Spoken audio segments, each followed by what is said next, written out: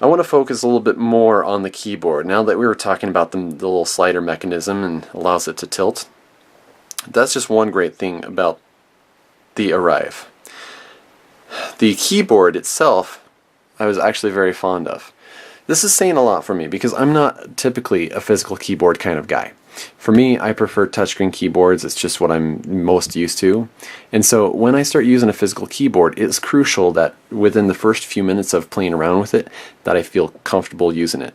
If there's any sort of awkwardness at all, or it just doesn't feel natural typing on it, then I have a hard time wanting to continue on and using it. So a lot of times I just revert back to using the touchscreen. I mean, these ones on the Windows Phone, the touchscreen works perfectly fine. The keyboard itself, no issues with using it. However, using the Arrive keyboard here, I actually had a very good experience using it. It felt very natural to me.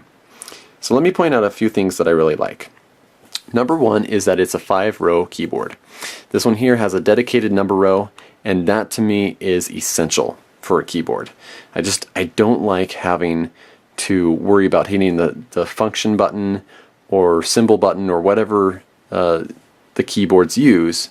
Yeah, of course each keyboard is different, but whatever I need to do, I don't like going into an alternate keyboard just to pull up numbers, and I don't like doing a long press just to pull up one number.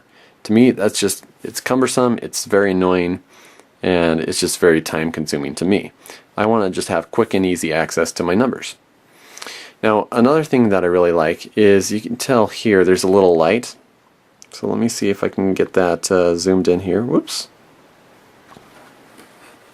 Let's get in a little bit closer here. Okay. Getting closer. Okay. So you see that that little light there? That just shows that the caps lock is on, or that it's the very start of a sentence and it's capitalized. And so as I start typing, that goes away.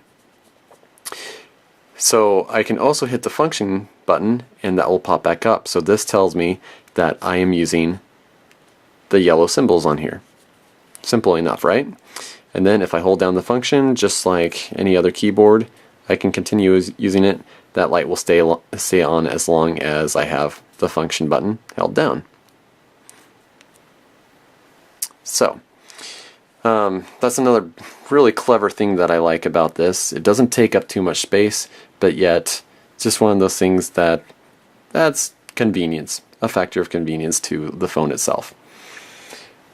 Now on top of this here, the other thing that I really like about this keyboard is just the fact that the keys are slightly separated. And by slightly, I mean it's not a super big chasm in between each key.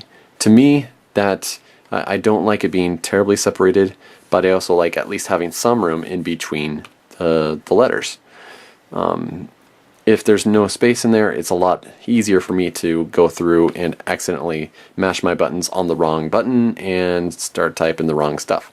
With this one here, no issues with typing wrong buttons at all, or wrong keys.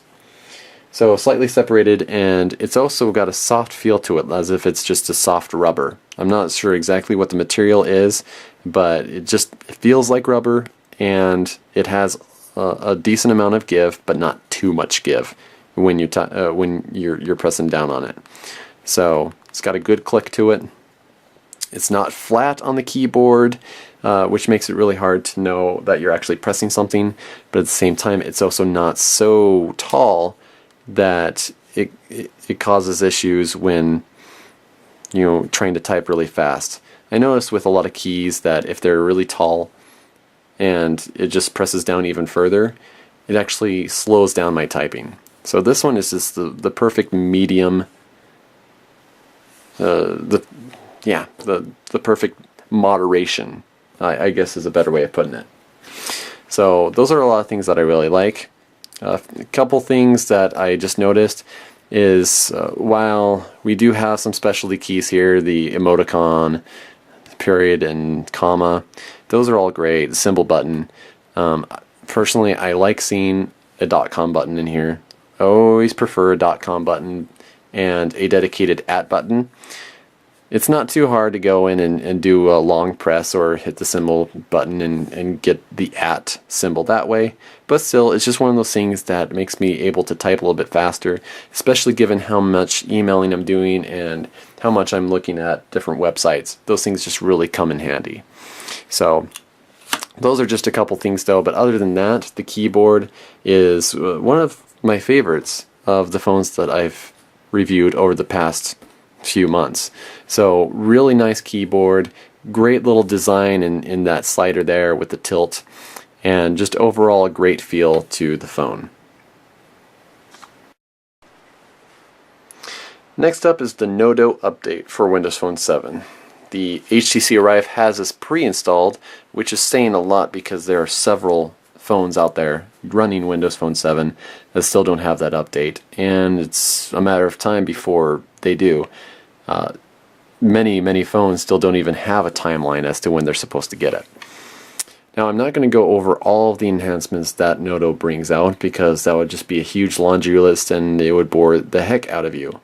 But if you go to my full review on unwiredview.com, this website right here, you will be able to see the full listing. So I'll let you go over there at your own leisure and check it out. But the thing that I want to pay attention to is the copy and paste functionality. So when you press really any word on the screen, it's going to give you the option of dragging. So you've got the two little taps here, and you can just drag each one so that way you fit whatever text you want to copy in there. So let's say we just want to take this particular selection. This button right here means that you can copy it down to the keyboard, or sorry, the clipboard. Two very close words, of course. And then let's say I go into my email and I want to send this off as an email. Well, right above the keyboard you can see this really tiny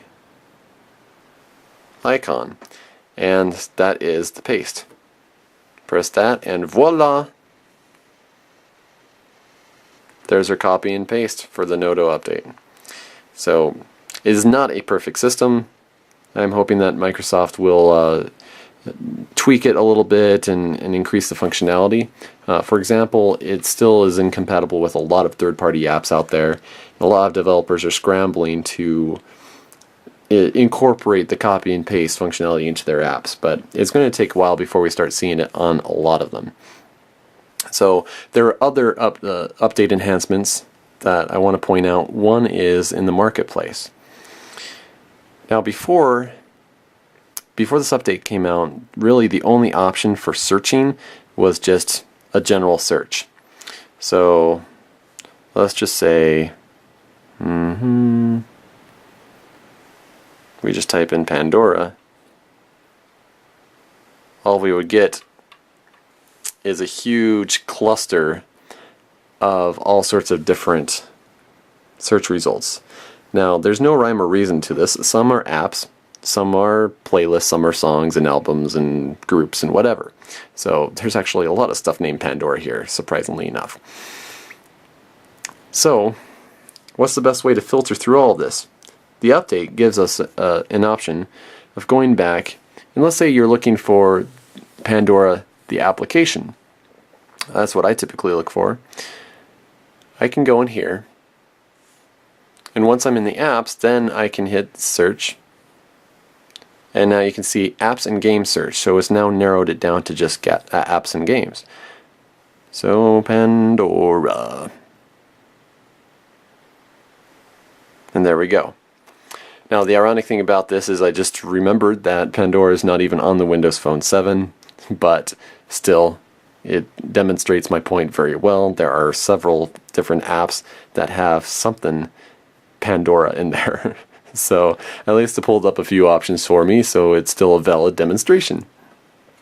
So there you have it. That's the other enhancement for the Nodo update. The marketplace also has been enhanced where it ends up downloading a little bit faster. There's not as many bugs in it. So just a couple of nice little things like that. So go to my full article at unwiredview.com and you'll be able to see all of the enhancements to Nodo. I also love the sound on the Arrive. The I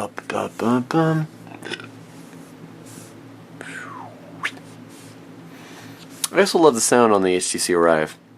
On this one, whenever I talk to somebody on the phone, I could hear them crystal clear, super loud.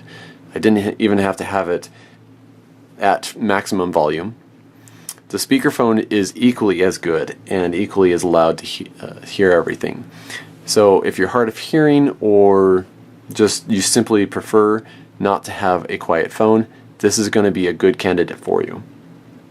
So the performance on that was good. The battery life was average for a smartphone, nothing superb, but it wasn't terrible either. Really, it rates at about 6 hours battery life, and I didn't get too much more than that. So as far as everything else on the phone, while it's bulkier and heavier, it actually feels very solid in my hand and pretty comfortable. So as long as you don't have a hard time lifting up a phone that's 6.5 ounces, then I think you're going to do just fine with it. So overall, if you are a fan of Windows Phone 7, this is one of the best phones that's out right now with the Windows Phone 7 operating system on it, especially with the new copy and paste update. So these are just a few things about the HTC Arrive. To go a little bit more in depth, go to my full review at unwiredview.com and definitely check us out. Thanks, and I am Brad Mullen with Unwired View.